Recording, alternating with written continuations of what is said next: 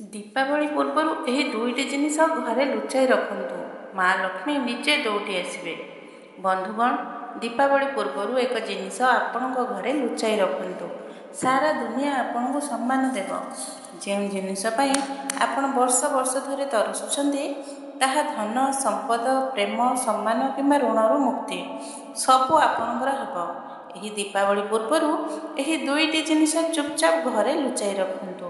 ଏହାପରେ ମା ଲକ୍ଷ୍ମୀ ଏହି ଦୀପାବଳିରେ ନିଜେ ଦୌଡ଼ି ଆସିବେ ଆପଣଙ୍କ ଘରେ କୃପା ବର୍ଷାଇବାକୁ, ଧନ ସମ୍ପଦ ଦେବାକୁ।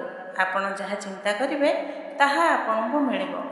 ମା ଲକ୍ଷ୍ମୀ ଓ ଧନର ଦେବତା କୁବେର ସଦା ସର୍ବଦା ଆପଣଙ୍କ ଘରେ ବାସ କରିବେ। ଆପଣଙ୍କ ଶତ୍ରୁ ଯେତେ ବି ଶକ୍ତିଶାଳୀ ତନ୍ତ୍ରମନ୍ତ୍ର କରନ୍ତୁ, ଆପଣଙ୍କ ନବଗ୍ରହ କିମ୍ବା ଶନି ଯେତେ ଭାରି ହେଉନା କାହିଁକି, ଆପଣଙ୍କ ଭାଗ୍ୟ ଯେତେ ଖରାପ ହେଉନା କାହିଁକି, କିଛି ଫରକ ପଡ଼ିବ ନାହିଁ। କାରଣ ଏହି ଦୁଇଟି ଜିନିଷ ଯଦି ଆପଣ ଏହି ଦୀପାବଳି ପୂର୍ବରୁ ଘରେ ଲୁଚାଇ ରଖନ୍ତି, ତେବେ ଏହି ଦୀପାବଳି ଓ ଆଗାମୀ ଜୀବନ ସାରା ଆପଣଙ୍କ ଘରେ ଖୁସି ହିଁ ଖୁସି ହେବ। ଧନ ସମ୍ପଦ ଏତେ ଆସିବ ଯେ ଆପଣ ସମ୍ଭାଳି ପାରିବେ ନାହିଁ। ମୋତେ ଜଣାଅଛି ଆପଣ ଋଣରୁ ବହୁତ ପରେଶାନ। ଶତ୍ରୁମାନଙ୍କ ଠାରୁ ମଧ୍ୟ ଆପଣ ବହୁତ ପରେଶାନ। ପ୍ରତିଦିନ କୌଣସି ନା କୌଣସି ଶତ୍ରୁ ଆପଣଙ୍କୁ ନୀଚ କରିବାକୁ, ଆପଣଙ୍କୁ ନଷ୍ଟ କରିବାକୁ ତନ୍ତ୍ରମନ୍ତ୍ର କରୁଛି କିମ୍ବା ପଛରେ ଚାଲ ଚାଲୁଛି। ଆପଣଙ୍କ ବ୍ୟବସାୟ, ଚାକିରି, ଧନ ସମ୍ପଦ ସବୁଠି ଆପଣ ପରେଶାନ। କିନ୍ତୁ ଦୀପାବଳି ପୂର୍ବରୁ ଏହି ଦୁଇଟି ଜିନିଷ ଆପଣ ଘରେ ଲୁଚାଇ ରଖିଲେ, ବିଶ୍ୱାସ କରନ୍ତୁ, ଆପଣଙ୍କ ଜୀବନରେ ଯେତେ ସମସ୍ୟା ଅଛି ସେ ସବୁରୁ ଆପଣ ମୁକ୍ତି ପାଇବେ। ଦୀପାବଳିରେ ପ୍ରତ୍ୟେକ ବ୍ୟକ୍ତି ଚାହେଁ ମା ଲକ୍ଷ୍ମୀ ତାଙ୍କ ଘରେ ପହଞ୍ଚୁ, ଧନ ସମ୍ପଦ ଓ ଖୁସି ଆସୁ। କିନ୍ତୁ ଆଜି ମୁଁ ଯେଉଁ ଉପାୟ କହିବି ତାହା କେବଳ ଦୀପାବଳି ନୁହେଁ, ଆପଣଙ୍କ ସାରା ଜୀବନକୁ ଖୁସିରେ ଭରିଦେବ। ମା ଲକ୍ଷ୍ମୀ ସଦା ସର୍ବଦା ଆପଣଙ୍କ ଘରେ ରହିବେ। ତେବେ ସେ ଦୁଇଟି ଜିନିଷ କ'ଣ? ଏହି ଦୀପାବଳିରେ 600 ବର୍ଷ ପରେ ମହାଧନଲକ୍ଷ୍ମୀ ଯୋଗ ସୃଷ୍ଟି ହେଉଛି। ଶନି ଓ ରାହୁ ମଧ୍ୟ ଏହି ସମୟରେ ଆପଣଙ୍କ ଉପରେ ମେହେରବାନ ହେବେ। ଏହି ସୁଯୋଗରେ ଯଦି ଆପଣ ଏହି ଦୁଇଟି ଜିନିଷ ଘରେ ଲୁଚାଇ ରଖନ୍ତି, ତେବେ ଆପଣଙ୍କ 7 ଜନ୍ମର ଦାରିଦ୍ର୍ୟ ଦୂର ହେବ। ଯେଉଁ ବ୍ୟକ୍ତିଙ୍କୁ ଆପଣ ପ୍ରେମ କରୁଛନ୍ତି ତାହା ସହ ବିବାହ ହେବ। ଯେଉଁଠି ଆପଣ ପାଦ ଦେବେ ସେଠାରୁ ଧନ ସମ୍ପଦ ମିଳିବ। ମୁଁ ଜାଣେ ଆପଣଙ୍କ ଜୀବନରେ ଅନେକ ଦୁଃଖ ଅଛି।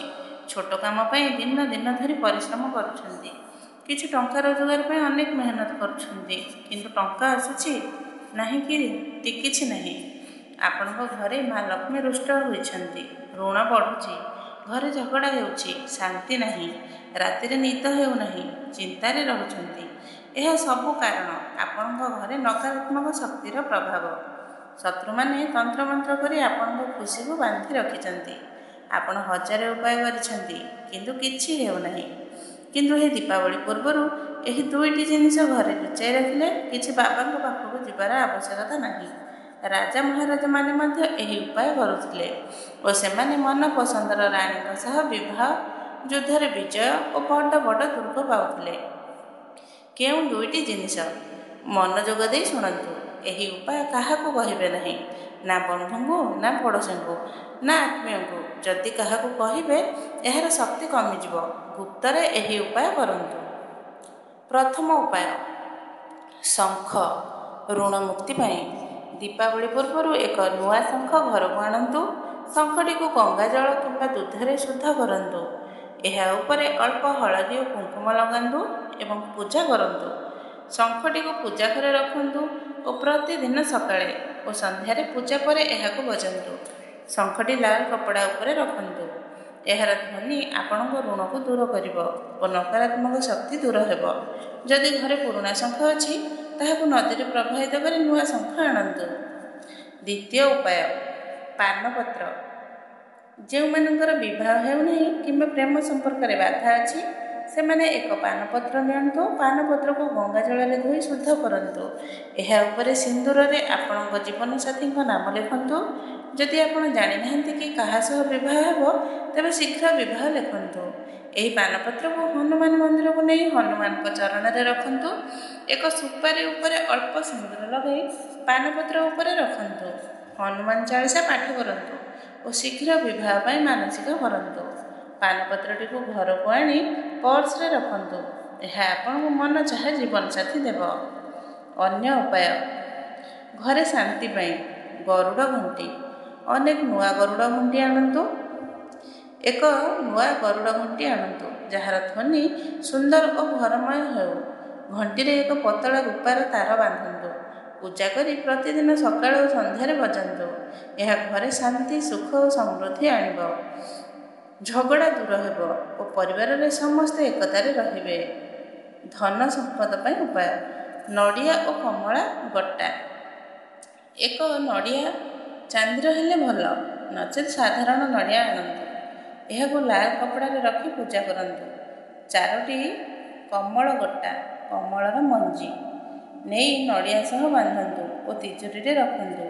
1 ବର୍ଷ ପର୍ଯ୍ୟନ୍ତ ରଖନ୍ତୁ। ଏହା ଆପଣଙ୍କ ଘରକୁ ଧନ ସମ୍ପଦରେ ଭରିଦେବ। ରୋଗ ମୁକ୍ତି ପାଇଁ ତୁଳସୀ ଗଛ। ଏକ ନୂଆ ତୁଳସୀ ଗଛ ଆଣନ୍ତୁ। ଏକ ଗମଲାରେ ଏକ ସୁପାରି, ଏକ ଛୋଟ ରୂପା ତାର ଓ ଏକ ଧଳା କଡ଼ି ରଖନ୍ତୁ। ତାପରେ ତୁଳସୀ ଗଛଟିକୁ ଗମଲାରେ ଲଗାନ୍ତୁ। ପ୍ରତିଦିନ ତୁଳସୀ ମାଙ୍କ ସାମ୍ନାରେ ଏକ ଘିଅ ଦୀପ ଜାଳନ୍ତୁ। ଏହା ଆପଣଙ୍କ ଘରୁ ରୋଗ ଦୂର କରିବ ଓ ସ୍ୱାସ୍ଥ୍ୟ ରକ୍ଷା କରିବ। ଅନ୍ୟ ପରାମର୍ଶ। ଘରକୁ ପରିଷ୍କାର ରଖନ୍ତୁ। ଭଙ୍ଗା ଜିନିଷ ଓ ଅପବିତ୍ର ବସ୍ତୁ ଦୂର କରନ୍ତୁ। ଗଙ୍ଗା ଜଳ ଛିଞ୍ଚି ଘରର ନକାରାତ୍ମକ ଶକ୍ତି ଦୂର କରନ୍ତୁ। ପ୍ରତିଦିନ ସନ୍ଧ୍ୟାରେ ହନୁମାନ ମନ୍ଦିରରେ ଘଣ୍ଟି ଦୀପ ଜାଳନ୍ତୁ। ଘିଅ ଦୀପ ଜାଳନ୍ତୁ। ଏହା ଚିନ୍ତା ଓ ତନାବ ଦୂର କରିବ। ଶେଷ କଥା, ଏହି ଉପାୟ ଗୁଡ଼ିକ ଦୀପାବଳି ପୂର୍ବରୁ କରନ୍ତୁ। ଏହା ଆପଣଙ୍କ ଜୀବନରୁ ଦାରିଦ୍ର୍ୟ, ଋଣ, ରୋଗ ଓ ଝଗଡ଼ା ଦୂର କରିବ। ମା ଲକ୍ଷ୍ମୀଙ୍କ କୃପା ଆପଣଙ୍କ ଉପରେ ରହିବ। ଏହି ଭିଡ଼ିଓକୁ ଲାଇକ୍ କରନ୍ତୁ ଓ କମେଣ୍ଟ ବକ୍ସରେ 3 ଥର ଜୟ ଲକ୍ଷ୍ମୀ ମାତା ଲେଖନ୍ତୁ। ଏହା କଲେ 24 ଘଣ୍ଟା ମଧ୍ୟରେ ମା ଲକ୍ଷ୍ମୀ ଆପଣଙ୍କ ଘରେ ପହଞ୍ଚିବେ। ଜୟ ମା ମହାଲକ୍ଷ୍ମୀ।